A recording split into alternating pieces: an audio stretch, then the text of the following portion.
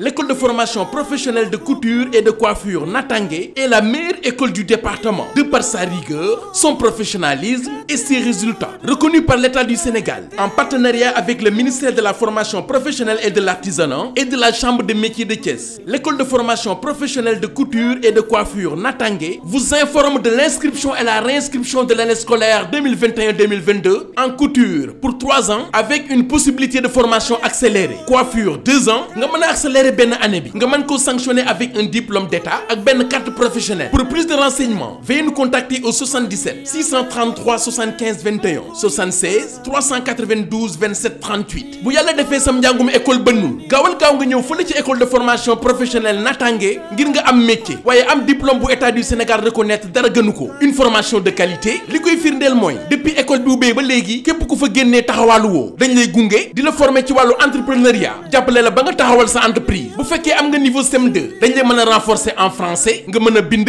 mën a lire. Ñoo ngi fii ci zone Sonatel boo ñëwee ba juuti Joal bi soo jàddee ci sa càmmoñ ñaari koñ rek yaa ngi ci école de formation professionnelle Natangué. Ñu leen di xaar ngeen bindu wala ngeen binduwaat comme ni ñu koy defee at mu jot ndax kat le nombre de places est limité avec une direction responsable. Firnde bi mooy ci jamonoy pause benn élève du mën a génn ndax kat lépp lu ñuy soxla mi ngi ci biir école bi di am contact ak seeni ay parents di man di saytu ban heure la ñu génn ak ban heure la ñu dugg. Au-delà de la responsabilité de directrice yaay la mag la waaye responsable la aussi. Loolu moom moo tax at mu jot ñu am ay résultats yu am solo. École de formation de couture et de coiffure Natangué ci réew mooy jàngal say doom gunge leen ba ñu am métier.